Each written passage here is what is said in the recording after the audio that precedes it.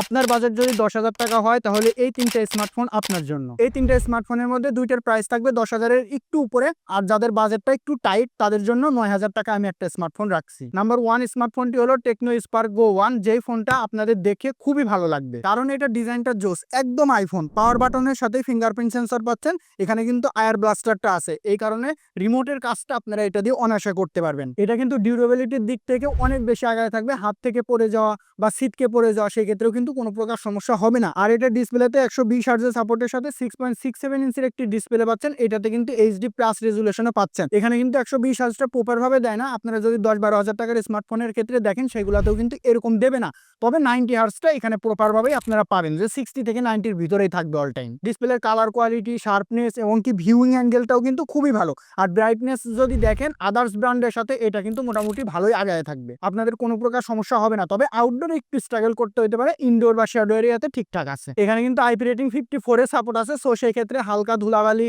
বা পানির ছিটে ফোঁটা থেকে কিন্তু এটা খুবই ভালো সাপোর্ট দেবে।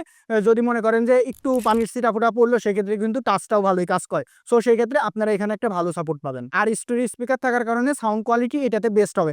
আমি 3টা ফোনের কথা বলবো, 3টা থেকে এইটার সাউন্ড কোয়ালিটি সব থেকে ভালো হবে, এমনকি ডিসপ্লে তো এটা ভালো হবে। আর এখানে প্রসেসর হিসেবে পাবেন ইউনিএসওসি T615, এটাও কিন্তু মোটামুটি ভালোই। আপনারা day to day tasking, average কাজ যা আছে সবকিছু করে ফেলতে পারেন, তবে গেমিং এক্সপেকটেশন না রাখাই ভালো। ফ্রি ফায়ার টুকটা খেলা যায় আর 2D গেমগুলো ভালোই খেলা যায়। এখানে কিন্তু 4 জিবি র্যাম 64 জিবি স্টোরেজ পাচ্ছেন, যদি 6 জিবি র্যাম থাকতো সেক্ষেত্রে আর একটু ভালো হতো, তবে 4 জিবি র্যাম আপনাদের 3টা বা 4টা অ্যাপস নিয়ে যদি আপনারা কাজ করেন সেক্ষেত্রেও ভালোই সাপোর্ট দিতে পারতেছে। কোনো প্রকার ল্যাগ, ডিলে ইস্যু এগুলাও খুবই কম, কারণ এটাতে কিন্তু অ্যান্ড্রয়েড 14 ব্যবহার করছে, আর ইউআইটিও কিন্তু খুবই ভালো, যেই কারণে স্মুথ পারফরমেন্স এটা থেকে পাওয়া যাচ্ছে। তবে একদম যে ল্যাগ নাই, একদম যে বাগ নাই তা কিন্তু না, আপনাকে বিবেচনা করতে হবে 12-13 হাজার টাকার ভিতরে কোন ফোনটাতে ভালো পারফরমেন্স দিচ্ছে সেটাই। This video sponsor by MSB gadget.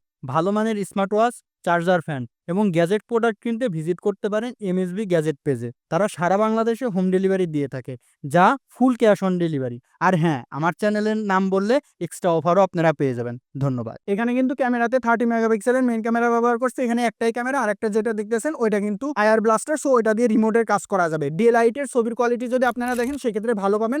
আমি বর্তমানে যেই 3টা স্মার্টফোনের কথা বলবো, 3টাতেই ডে লাইট ছবির কোয়ালিটি মোটামুটি ভালো, তবে নাইট মুড, শ্যাডো এরিয়া এগুলাতে হ্যান্ডেল করতে খুবই ঝামেলা করে, কারণ এগুলার ছবির কোয়ালিটি প্রপার ভাবে দিতে পারে না, ডিটেলসের অভাব থাকে, শার্পনেসের অভাব থাকে। কিন্তু আপনারা যদি লাইটিং কন্ডিশনটা ঠিক রেখে ছবি তোলেন সেক্ষেত্রে ভালো একটা ছবি পাবেন এটা থেকে। এটার পোর্ট্রেট ছবিগুলোও কিন্তু মোটামুটি ভালো আছে। আর এখানে 5000 mAh এর ব্যাটারিও পাবেন, সাথে 10 ওয়াটের চার্জার। যদি 18 ওয়াটটা দিত সেক্ষেত্রে আর একটু ভালো হইতো। 4 জিবি র্যাম আর 64 জিবি স্টোরেজের প্রাইসটা পড়বে 10,999 টাকা, মানে 11,000 টাকা। নাম্বার 2 স্মার্টফোনটি হলো রিয়েলমি নোট 60X। এটাও কিন্তু খুবই ভালো, ডিজাইনের দিক থেকে খুবই ভালো, আপনাদের দেখলে পছন্দ হওয়ার মতো, কারণ ডিজাইনে সবকিছুই ভালো আছে। এখানে কিন্তু পাওয়ার বাটনের সাথে ফিঙ্গারপ্রিন্ট সেন্সরটা পেয়ে যাচ্ছেন, এইটাও কিন্তু অ্যাকুরেট ভাবে কাজ করে, তবে স্টোরি স্পিকারটা নেই এইটাতে। বিল কোয়ালিটির দিক থেকেও খুবই ভালো আছে, হাত থেকে পড়ে গেলে বা সিটকে পড়ে গেলেও কিন্তু কোনো প্রকার সমস্যা হবে না। ডিসপ্লেতে 6.74 ইঞ্চি এইচডি প্লাসের সাপোর্ট, আর 450 নিটস পর্যন্ত পিক ব্রাইটনেস। এটাও কিন্তু ব্রাইটনেসটা একটু কম লাগতে পারে আউটডোরে, তবে ইনডোরে কোনো প্রকার সমস্যা হবে না।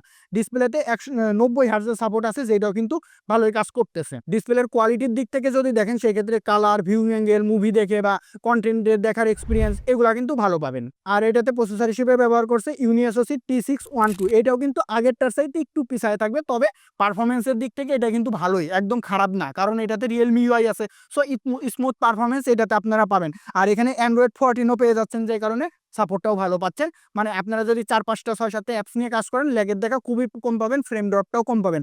তবে তবে তবে আপনারা যদি 10,000 টাকা বাজেটে কেউ স্মার্টফোন কেনেন সেক্ষেত্রে ব্যবহার করার ট্রাই করবেন লাইট অ্যাপস যেগুলো আছে সেগুলা, যেমন মেসেঞ্জার লাইট, তারপরে ফেসবুক লাইট, এইগুলা ব্যবহার করবেন, দেখবেন যে পারফরমেন্সটা আর একটু ভালো পাচ্ছেন। গেমিংয়ের কথা তেমন বলে লাভ নেই, এটাতেও মোটামুটি পারফরমেন্স পাবেন।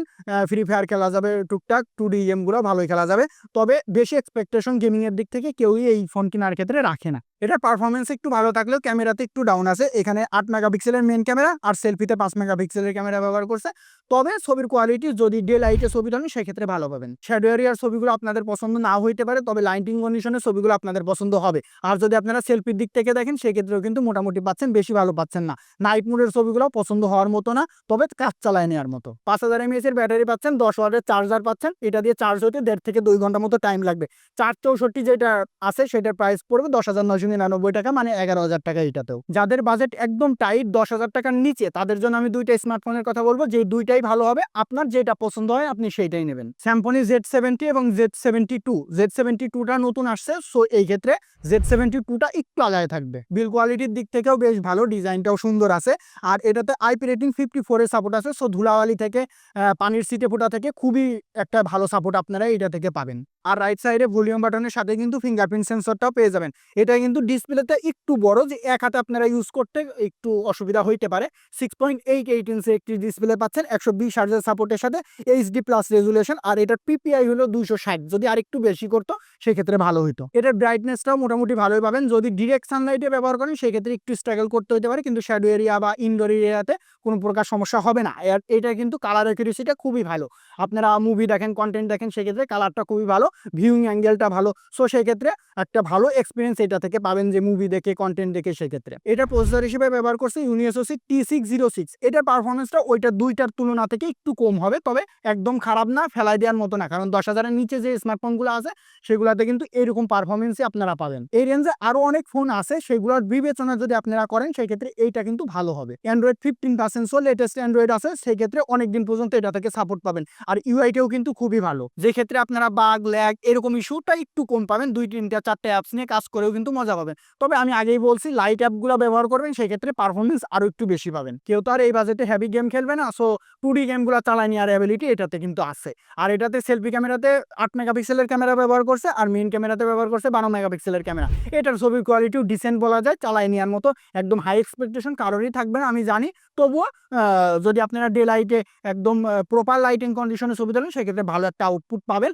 আর যদি একটু আলো কম থাকে বা শ্যাডো এরিয়া থাকে অথবা নাইট মোডে যান, সেক্ষেত্রে ছবির কোয়ালিটিটা ড্রপ করবে। আর কিন্তু ভিডিওতে 30 এফপিএস পর্যন্ত পাবেন, 1080p 30 এফপিএস পর্যন্ত ভিডিও শুট করতে পারবেন, যেটাও কিন্তু কাজ চালায় নেওয়ার মতোই। এটার স্পিকার কোয়ালিটিও কিন্তু গুড। আর এটাতে 5000 mAh এর ব্যাটারি আছে, 10 ওয়াটের চার্জার আছে।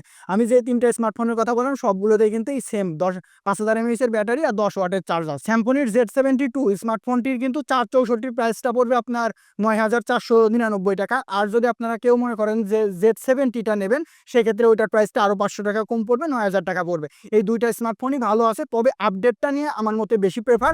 সো সেক্ষেত্রে আপনারা Z72টা নিতে পারেন যদি আপনার বাজেটটা 10,000-এর নিচে হয়। সেক্ষেত্রে আজকের মতো এই পর্যন্তই। তিনটা স্মার্টফোনই আশা করি অনেকেরই উপকারে আসবে। তিনটাই কিন্তু ভালো স্মার্টফোন, আপনাদের যেটা পছন্দ হয় আপনারা সেটাই নিতে পারেন। আজকের মতো আল্লাহ হাফেজ।